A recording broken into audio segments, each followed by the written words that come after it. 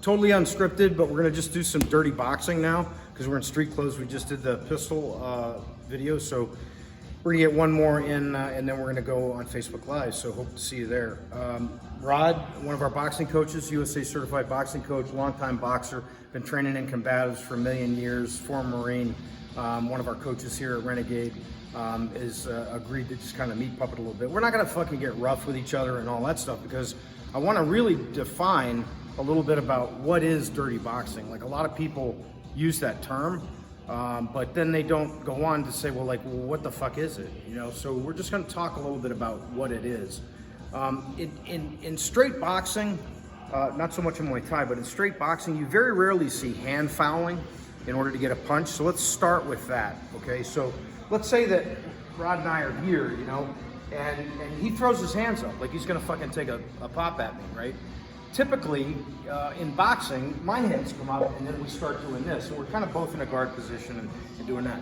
You very rarely see, although Lomachenko, some of the Eastern Bloc fighters do this quite a bit, is clearing guard in order to get the punch.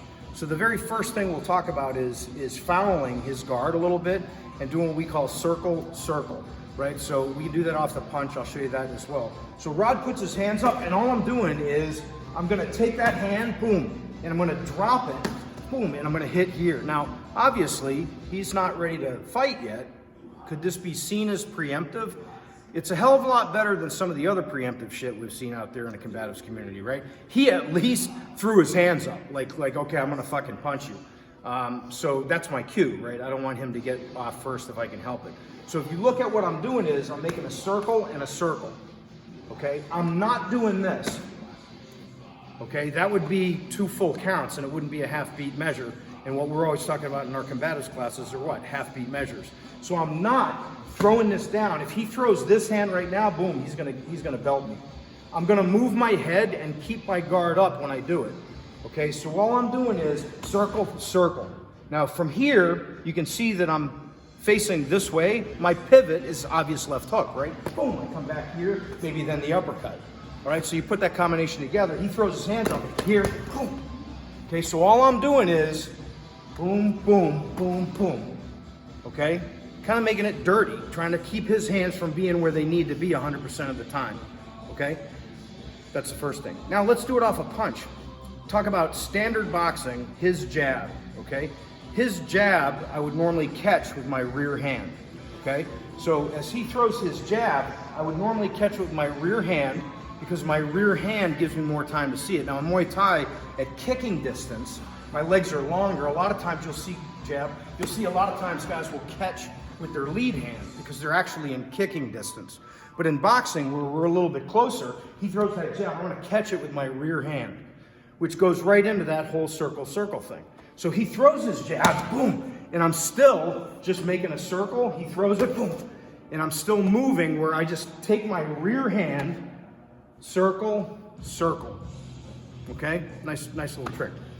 All right, 2 other things we'll cover because my low Guinness light's flashing and I'm sure Rod's is as well, is use of the shoulders, use of the head. I mean, maybe we'll do framing too. So Sean Porter, who's one of the fantastic boxers out there right now, his dad's his coach, is a weapon. And he's a weapon and people don't like to fight him because of his head, the way he uses his head. Now, he doesn't headbutt. In other words, he doesn't come in and use his head, boom, in such a obvious manner. But when he comes in, he's using his head like this. He's making you avoid his head. Now, he's not headbutting. He's just being offensive, but he's using his head as a weapon, right? So it's moving, and it's coming in and around and coming at the guy that he's fighting, which puts them kind of on their guard, right? No one wants to get cut and have a fight ended because of a cut. Translate that to the street, it does translate to kind of like a incidental striking, right? Incidental headbutting. Just because you're being aggressive with your head. Now, what I didn't say was lead with your fucking head. So I'm not doing this and just letting him belt the shit out of my head, right? I'm not just coming in and doing this where he can just start popping me, okay? I'm making use of it in my guard. So I'm just kind of moving my head so that he's got to avoid it. You can also use your head off the bob and weave. So typically off the bob and weave, I'm gonna sit down in the chair and do this. if you think about it, I'm gonna go halfway through that movement and then stand up. So in other words, instead of doing this and coming around to the outside, I'm gonna come halfway and stand up. Look where his head is, and look where mine is. So you can see that by going halfway through that U and then bringing my head up, very high likelihood I'm gonna impact his chin, his nose, his forehead, his ocular cavity, etc. Okay, that's another way to use your head when you're in there doing dirty boxing. Shoulders are the same way. If I can, you saw this with Conor McGregor, excellent use of that. In fact, I had a bunch of guys hit me up and go, hey man, saw that, you know, remember what you always said. Shoulders are like boxing gloves, right? So once we get in tight, my ability to throw my shoulder, okay, at him matters. So I'm making everything pointy, everything's a weapon. My head, my shoulders, I'm going down and up, I'm hitting with my shoulder, okay? I'm actually striking his head or his chest to put pressure on him. So I'm just kind of being unmanageable as I fight with him, all right? So again, we've got the circle and fouling guard. We've got head movement and coming in and using our head in tight and going halfway through our slipping movement and coming up under the chin and into the face. We've got our shoulders in use.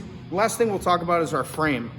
And a frame is nothing more than, if Rod's coming at me, okay, let's say I do this and I get him right here. So, or anytime I get here, I've created something that he can't collapse, right? He can't collapse my elbow to my shoulder. So push on me, Rod. If he pushes on me, I've got that, right? And I can stay to the outside of him. Super great position to pull this out and go over the top of an elbow. So I can go here, boom, and come in here, maybe uppercut and hooks, okay? But once I establish that frame, I can come in, I can hook him here and pull his head down. So now I've got true perpendicularity. I've got knees, right? I've got elbow to the back of the head. I can hammer fist. I've got all of that just by creating that frame. So again, in movement, if Rod wanted to control me, just frame me when I come in. So you see what he's doing? He's not gonna let me come in. So let's say that I charge in. He's just framing me out, right? I can't get in there and he can keep coming behind my arm, right? Which is one of our combative principles, right? Staying to the outside, perpendicularity. So again, the frame is a super, super useful way to kind of dirty up the boxing. We'll do another video on this in the future. Just wanted to get a little bit of definition around what exactly is dirty boxing.